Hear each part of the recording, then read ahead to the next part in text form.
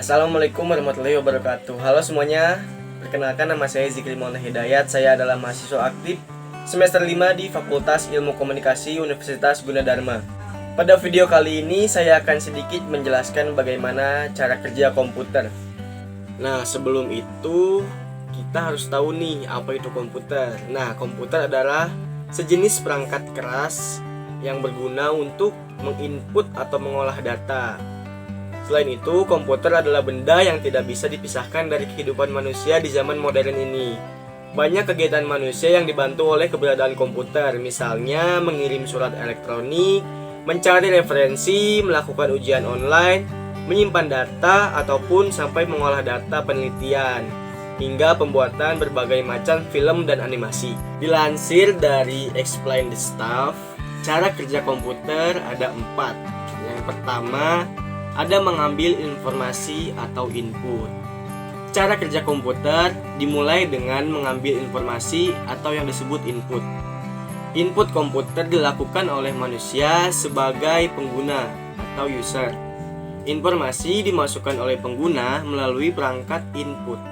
Perangkat input kemudian mengubah informasi menjadi data digital yang dapat dipahami oleh komputer, yaitu bahasa biner 1 dan 0. Nah, yang kedua ada penyimpanan informasi. Setelah informasi diinput, informasi akan disimpan sebagai memori oleh komputer. Ada 2 jenis komponen penyimpanan dalam komputer, yaitu yang pertama ada RAM atau Random Access Memory dan juga memori persistent. Memori yang baru diinput biasanya disimpan dalam RAM karena RAM adalah penyimpanan data yang sedang aktif. RAM bekerja sangat cepat. Ia dapat menyimpan 1 byte dalam hanya waktu 1 nanodetik saja. Semua pekerjaan yang sedang dilakukan komputer secara aktif disimpan dalam RAM. Misalnya, saat sedang mengetik, teks tersebut disimpan dahulu dalam RAM, atau saat sedang membuka tab browser, semua yang sedang dibuka disimpan dalam RAM. Nah, yang ketiga yaitu mengolah informasi atau disebut pemrosesan.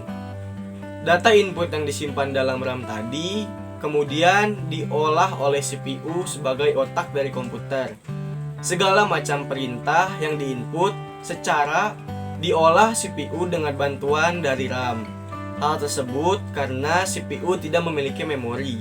Artinya CPU tidak mengingat atau menyimpan apapun, sehingga semua data yang diproses CPU secara aktual diambil dari RAM.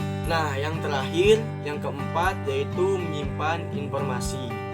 Setelah data selesai diolah, baru kemudian data disimpan secara permanen dalam memori persistent.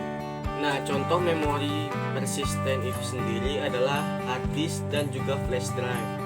Dalam memori persistent, data byte akan disimpan dalam bentuk file atau folder. Data atau informasi dapat disimpan dalam waktu yang lama dan dapat diakses lagi sewaktu-waktu oleh pengguna atau user.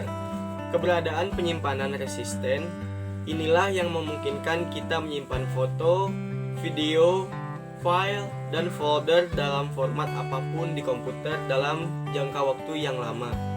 Nah, mungkin itu saja teman-teman penjelasan tentang bagaimana tata cara kerja komputer.